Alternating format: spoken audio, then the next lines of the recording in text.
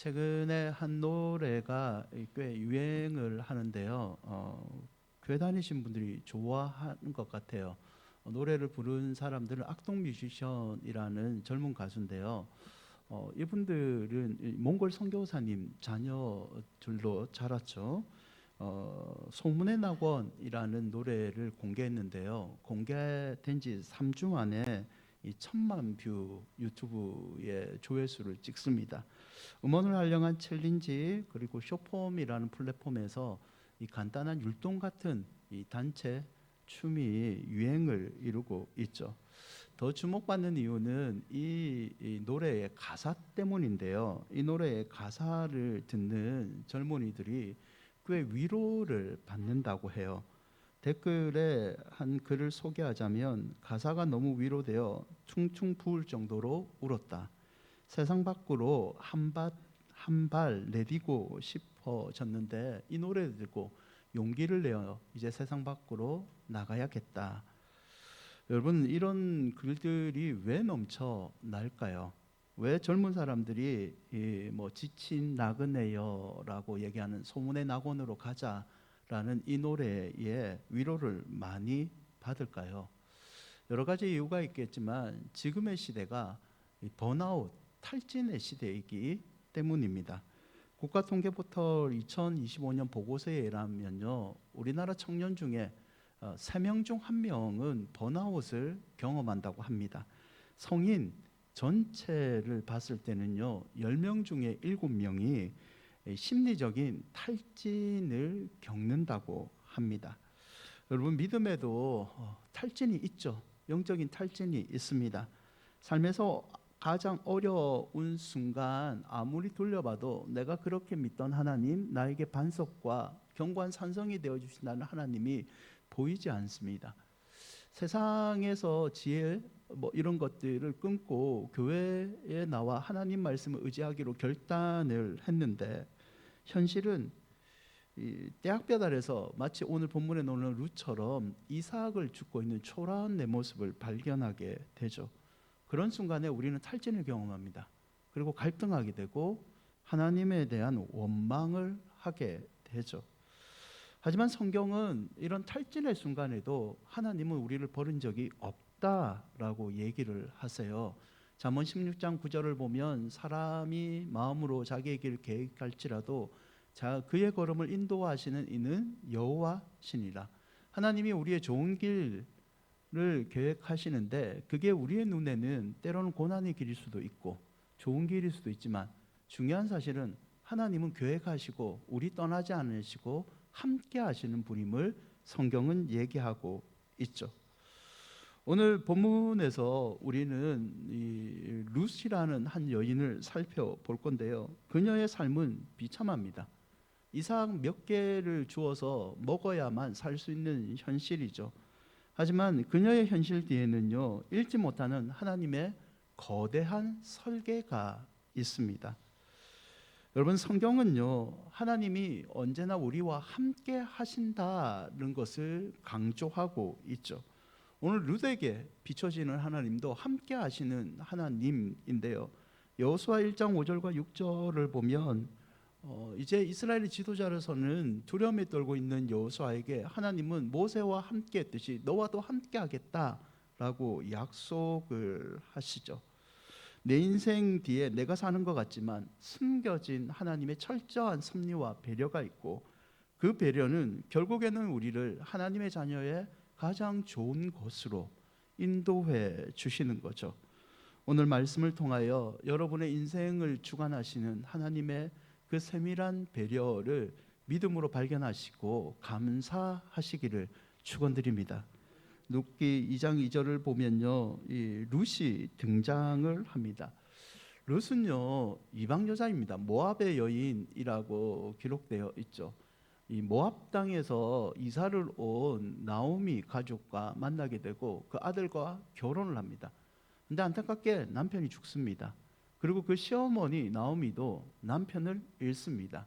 시어머니가요, 이제 집안의 남자들이 사라지니까 살기 위해서 고향으로 돌아오죠.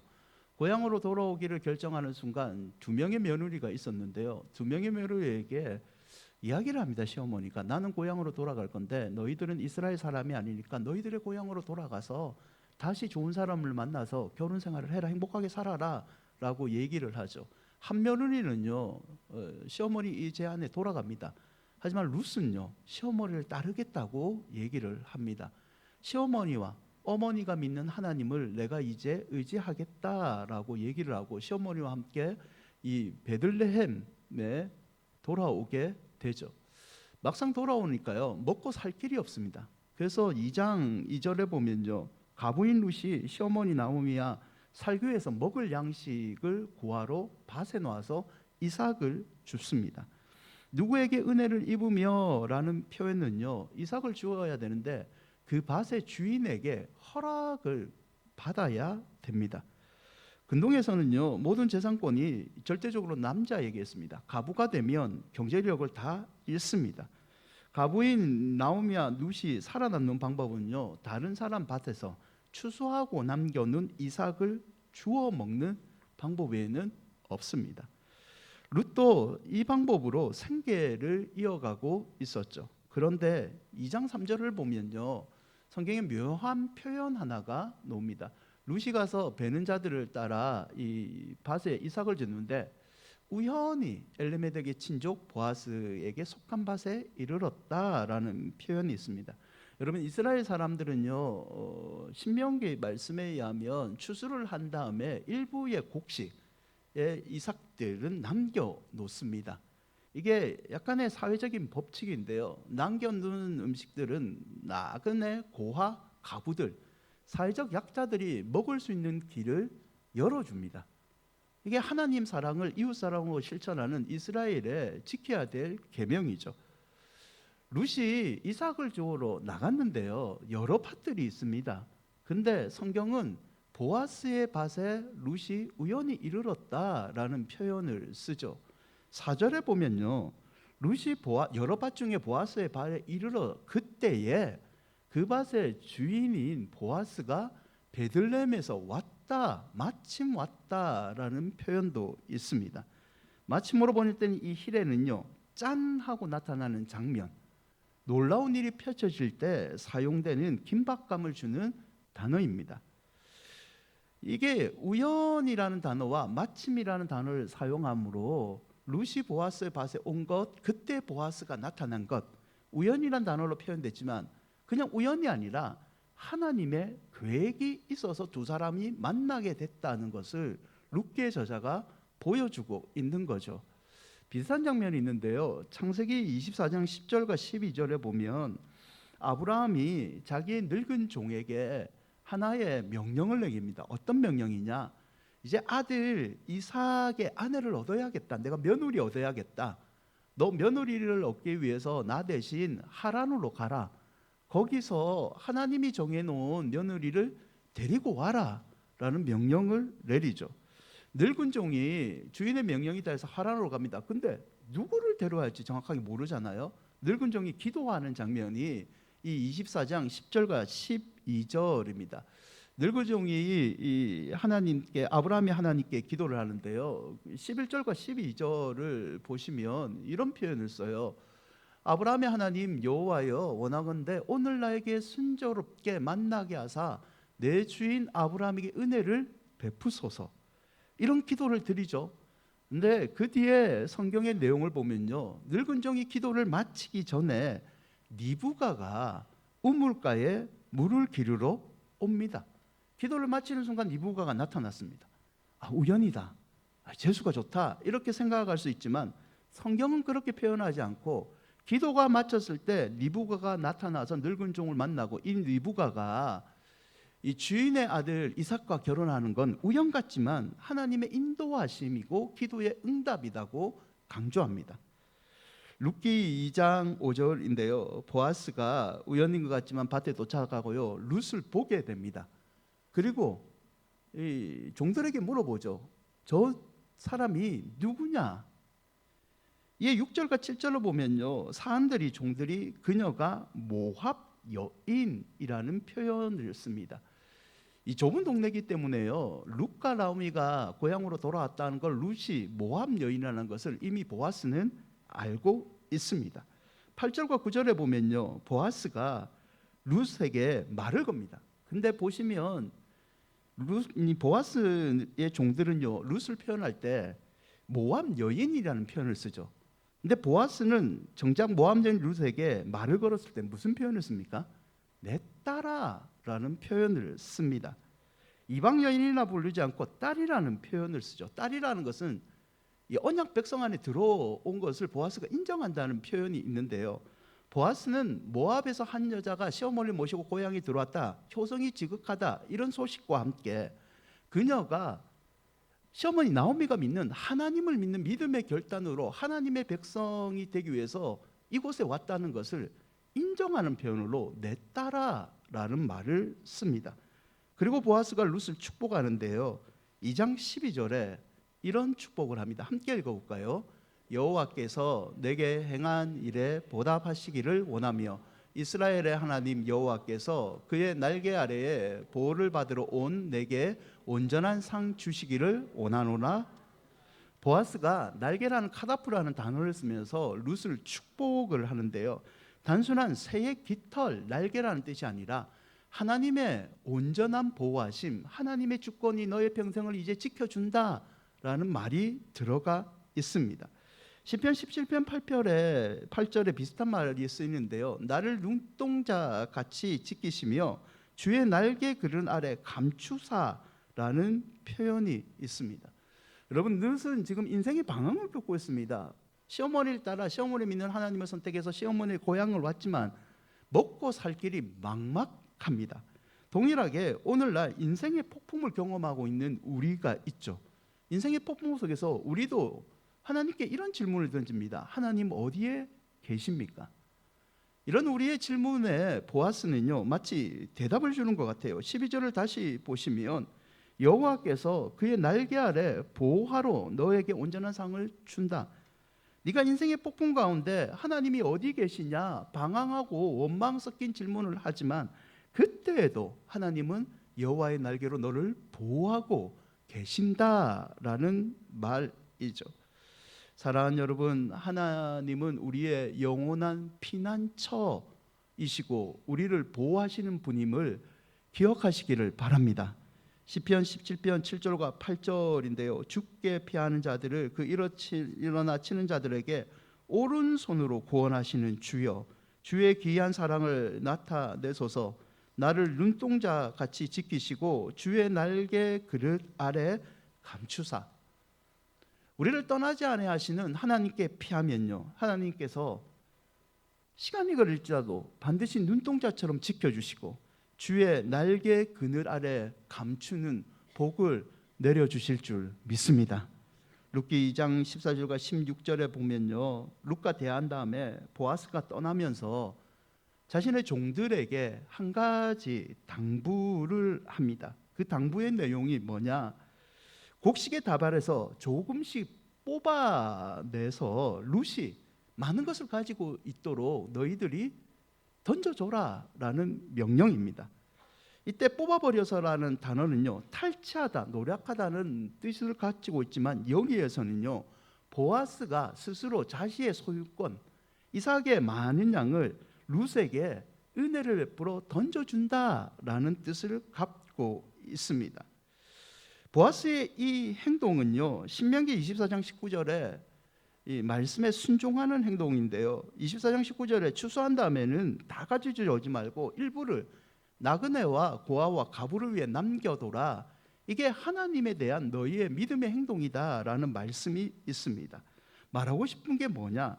여러분, 룻이요, 이삭을 주러 왔는데 이삭이 자기 생각보다 너무 많은 거예요. 내가 여기서 이삭 주다가 이쪽으로 갔는데 여기는 왜 이삭이 저기보다 한 3배의 양은 많지? 룻은 이런 생각을 할 수 있을 거예요. 오늘 내가 운이 좋다, 대박이 났구나. 어제 저녁에 돼지꿈을 꿨는데 이게 돼지꿈의 결과가 운이 좋다라고 생각을 하죠. 근데 이게 운이 좋은 게 아니에요. 종들에게 명령했던 보아스의 룻에 대한 배려죠. 은혜이죠. 룻은 운이라고 생각할지 모르지만 철저하게 계산된 계명에 순종한 보아스의 은혜의 행동이라는 겁니다. 찰스 스퍼전이라는 목사님이 있는데요. 그 목사님이 이 보아스의 행동을 이렇게 설교한 적이 있어요. 하나님은 우리의 자존심을 상하지 않게 하시면서 하늘 창고에서 축복을 슬쩍 흘리시는 분입니다. 룻은요, 여러분 생존을 위해서 허리를 굽힙니다. 이삭을 줍습니다. 당시에 사람들이 추수가 끝난 자리에서 여자가 이삭을 줍는다, 그건 수치입니다. 아, 저 여자의 남편은 없구나. 저 여자는 하나님께 벌을 받아서 남편이 먼저 죽었다. 남편을 잡아먹은 연이다 라는 우리나라의 이상한 표현이 있잖아요. 그거랑 비슷한 개념입니다. 수치죠. 룻은 이삭을 주면서 부끄러웠을 거예요. 내가 언제까지 이렇게 먹고 살아야 되는가? 사람들의 따가운 시선을 내가 어떻게 감당해야 되는가? 하지만 자기는 수치라고 생각하지만 하나님은 보아스를 통해서 그 순간에도 룻을 돌보고 있었다는 말이죠. 유진 피터슨 목사님의 말인데요. 하나님은 우리가 눈치채지 못하는 순간에도 삶의 배후에서 일하신다. 사랑하는 여러분, 오늘 여러분이 여러분 스스로 견디고 있다는 그 비참한 현장에도 보이지는 않지만 하나님의 손이 여러분을 도와주고 계십니다. 뜻밖의 만나는 위로가 있죠. 예상치 못한 도움의 손길이 있죠. 위기 속에서 간신히 비껴간 사고들이 있지 않습니까? 이 모든 것이 하나님의 계획된 사랑이라는 것을 믿음의 눈으로 다시 한번 확인하는 여러분이 되시기를 바랍니다. 하나님은요, 여러분은 우리를 거지로 대하지 않습니다. 한 번 자녀로 택했으면요, 하나님은 끝까지 자존감 있는 하나님의 자녀로 대우해 주시죠. 그래서 보이지 않는 곳에서도 하나님은 늘 은혜를 준비하시고 은혜를 베풀어 주시는 분이십니다. 두 가지를 적용하고자 하는데요. 첫 번째는 이 우연을 은혜로 해석하는 믿음을 가지셔야 됩니다. 여러분, 성도의 사전에는요, 운이라는 말은 없습니다. 오직 하나님의 은혜만 있을 뿐이죠. 그런데 우리도, 목사님 저도 가끔 그런 말을 실수로 쓰는데요, 좋은 일을 만나면 재수, 오늘 운이 좋다, 이런 말을 자주 하죠. 하지만 때론 이런 표현은요, 하나님의 주권을 인간의 확률 게임으로 격화시키는 표현일 수가 있습니다. 룻기 2장 3절을 다시 보시면 우연히 룻이 보아스의 밭을 이르렀고 그때 우연히 밭주인 보아스가 나타나서 룻을 만난 것 같지만 이건 치밀한 하나님의 섭리죠. 계획입니다. 잠언 16장 33절을 보면요, 제비는 사람이 뽑으나 모든 일을 작정하기는 여호와께 있느니라는 말씀이 있습니다. 여러분, 세상 사람들은요, 제비 뽑기에 열광을 합니다. 제비 뽑아서 내가 그 소수의 사람이 되면 너무너무 행복하고 기적이다라고 얘기하죠. 하지만 성도는요, 그 제비 뽑기에 열광하기보다는 손을 움직이시는 하나님을 바라보는 믿음을 가져야 합니다. 창세기 45장 4절과 8절을 보면요, 가뭄 중에 양식을 구하기 위해 애굽으로 온 형들을 이 요셉이 만나는 장면입니다. 그리고 요셉이 가뭄에 찾아온 형들에게 자기가 총리가 되고 이 형들을 만난 이유를 이렇게 설명합니다. 하나님께서 나를 이곳에 보내신 것은 우연이 아니라 뜻이 있었다. 당신들보다 먼저 보낸 이유가 있었다. 나를 먼저 보내서 내 가족들을 살릴 수 있는 양식을 줄 수 있는 사람 위치에 오르셨고, 이게 우연인 것 같지만 모든 것이 하나님의 섭리임을 고백하고 있는 장면이죠. 여러분, 성경에 하나님께서 자기 백성을 축복하시는 최고의 말 중에 하나가 내가 너와 항상 함께 있으리라는 말이 있습니다. 창세기 28장 15절에 보면요, 삼촌 라반의 집에서 어려움을 겪고 있던 야곱에게 하나님이 했던 말이 있죠. 네가 어려움을 있는 그곳 가운데 네가 어디로 가든지 내가 너를 떠나지 않겠다. 내가 너와 함께 하겠다. 하나님은 이 말씀을 지키셨죠. 그리고 창세기 39장 21절과 23절에 요셉도 다시 보시면 여호와께서 요셉과 함께 하셨다라는 표현이 있었죠. 보디발의 감옥, 그리고 이 보디발의 집 감옥에서 비참한 생활인 것 같지만 그때도 하나님께서 함께 하셨고 요셉을 위한 숨겨 보이는 하나님의 섭리를 펼쳐고 계셨다는 거죠. 오늘날 우리에게도요. 마태복음 28장 20절에 보면 세상 끝날까지 너희와 함께 하겠다고 하나님은 약속하고 계십니다. 사랑하는 여러분, 하나님이 한번 함께 하신다고 약속하시면요, 천국 가는 그날까지 함께 하신다는 것을 의심하지 말으시기를 바랍니다. 그분께서는 함께 하시기 때문에 우리가 하나님 보이지 않다고 얘기하는 고난의 순간에도 함께 하시는 그분께서는요, 또 다른 축복의 길을 예비하고 계시는 거죠. 그래서 여러분, 운이라고 생각하지 마시고 은혜로 받아들이는 믿음을 회복하시길 바랍니다. 최근 여러분, 운이 좋았다고 생각하는 세 가지 일이 있나요? 그 세 가지 일이 기억난다면요, 운이라는 글자를 지우시고 그 옆에 은혜라는 글자를 다시 한번 믿음으로 적는 여러분이 되시기를 바랍니다. 세상은요, 소수의 행복이 결과를 지배한다라고 얘기를 합니다. 믿음을 가진 우리는요, 그렇게 생각하지 않습니다. 100% 하나님의 주권이고 하나님의 은혜이다. 뜻밖의 기회는 확률이 아니라 우리와 우리 자녀들을 위한 하나님의 배려이며 하나님의 사랑이라는 거죠. 사랑하는 여러분, 해석되지 않은 은혜는요, 운에 불과하지만 믿음으로 해석되는 감사는요, 운을 기적으로 만들 수 있습니다. 데살로니가전서 5장 16절과 18절인데요. 함께 읽어볼까요? 항상 기뻐하라, 쉬지 말고 기도하라, 범사에 감사하라. 이것이 그리스도 예수 안에서 너희를 향하신 하나님의, 항상 하나님께서 우리를 떠나지 않았듯이 여러분도 항상 하나님께 기도하시고 감사하시고 하나님이 숨겨준 은혜를 발견하여 기뻐하시기를 축원드립니다. 두 번째는요, 하나님의 날개 아래서 버티는 인내의 믿음을 소유하셔야 됩니다. 룻은 떼약볕 아래서 허리를 굽히고 있습니다. 겉모습 보면요, 비루한 가부들입니다. 성경에 기록되지 않았지만 지나가는 사람들이요, 룻을 향해서 재수 없다, 손가락질을 여러 번 당했을 거예요. 하지만 이런 비루하다고 생각하는 비참한 사람들이 가까이 하지만 멀리 해, 너도 재수 못 뽑는다라고 저주하는 이 룻을요, 보아스는 다르게 봅니다.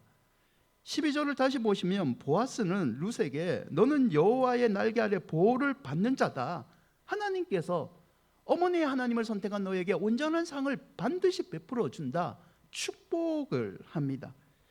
룻의 노동은요, 결국 구걸이 아니라 하나님의 보호 앞에 깊숙이 들어가는 믿음의 자세임을 보아스가 교정해 주고 있는 거죠. 여러분, 하나님은요, 우리 인생의 수치를 옷자락으로 덮어 주실 수 있는 분입니다. 룻이 이삭을 죽기 위해 몸을 숙였지만 영적으로는요, 하나님의 날개 아래 숨어 들어가는 것처럼 우리도 이 사실을 잊지 않는다면요, 때로는 어려움을 겪을지라도 인내하는, 버티는 믿음을 소유해야 된다는 거죠. 마틴 루터의 말인데요, 하나님의 일하심은 종종 반대되는 모습으로 나타난다라는 표현이 있습니다. 하나님이 여러분과 여러분 자녀들을 가장 좋은 길로, 선한 길로 이끌어 주시는데 우리가 생각 못하는, 기대하지 않는 반대 방향, 고난의 방법으로 이끄실 때도 있다는 거죠. 룻에게는 노동이지만 하늘의 시선을 보면요, 이거는 하나님의 완전한 보호하심으로 들어가는 믿음의 예배의 순간과 같은 말입니다. 여러분, 지금 내가 믿음을 지키고 살아가는 내 삶의 결과물이 내가 원하는 방향과 똑같지 않고 비참한 순간에 혹시 이루고 있습니까? 그때 하나님을 원망하고 더 탈진에 빠지고 갈등을 하기보다는 기억을 해라는 거죠. 이 순간에도 하나님은 나를 방치하는 것이 아니라 나를 주의 옷자락으로 숨기시는 사랑을 베푸시고 있구나. 내 앞에 떨어지는 이삭이 적게 보이도 이삭을 떨어뜨려 버리시는 하나님을 믿고 오늘도 믿음으로 견디는 인내가 저와 여러분에게 필요하다는 거죠. 야고보서 4장 6절인데요. 함께 읽어 볼까요? 그러나 더욱 큰 은혜를 주시나니 그러므로 일렀으되 하나님이 교만한 자를 물리치시고 겸손한 자에게 은혜를 주신다. 어떤 상황에도 낮은 자세로 하나님께 나아가는 자, 그런 자는요, 하나님이 결코 외면하지 않습니다. 반드시 낮은 곳에서 높은 곳으로 회복시켜 주실 줄 믿습니다. 여러분, 하나님의 날개가 가장 낮은 것 같지만요, 가장 안전합니다. 인내의 믿음으로 다음 한 주간도 승리하는 여러분이 되시기를 축원드립니다. 말씀을 맺고자 합니다. 이 맥스 루케이도라는 분의 책에 나오는 일화를 소개하고자 하는데요. 치매에 걸린 한 아버지가 있습니다. 아버지는 이제 아무것도 스스로 할 수 없죠. 그래서 아들이요, 이 아버지를 위해서 그 도시에서 가장 좋은 요양병원으로 모십니다. 매달 조금 비싼 이 치료비를 아들은 아버지를 위해서 감당을 합니다. 아버지가 잠을 잘 때는요, 아들은 아버지가 머물고 있는 병실을 깨끗하게 매일 청소를 합니다. 아버지의 이 굳은 발을요 씻겨드리고 가장 부드러운 옷으로 갈아입혀 드립니다. 다음날 아침이 되면 잠에서 깬 아버지는 이런 말을 해요. 아, 여기가 너무 좋다. 침대가 너무 푹신하구나. 오늘 햇살은 참 좋구나. 나는 운이 좋은 사람이야. 아버지는 자기가 누리는 편안함이 아들의 피땀 흘린 희생과 밤샘 수고의 결과에 있다는 사실을 전혀 인지하지 못합니다. 그저 운이 좋아서 누리는 평안이라고 말을 하죠. 여러분, 오늘 우리가 죽은 이삭, 위기를 모면한 순간, 편안한 잠자리, 우리는 운이 좋았다고 말하지만 사실 그것은요, 하늘아버지가 우리 몰래 인생의 길목마다 숨겨놓으신 은혜라는 것을 잊지 마시기를 바랍니다. 이사야 49장 15절과 16절인데요. 함께 읽어볼까요? 여인이 어찌 그 젖먹는 자식을 잊겠으며 자기 태에서 난 아들을 긍휼히 여기지 않겠느냐. 그들은 혹시 잊을지라도 나는 너를 잊지 아니할 것이라. 내가 너를 내 손바닥에 새겼고 너의 성벽이 항상 내 앞에. 여러분, 오늘 우리가 버텨지는 것도요, 우리의 유능함 때문이 아니라 몰래 인생의 길목마다 은혜를 예비하신 하나님의 배려라는 것을 잊지 마시기를 바랍니다.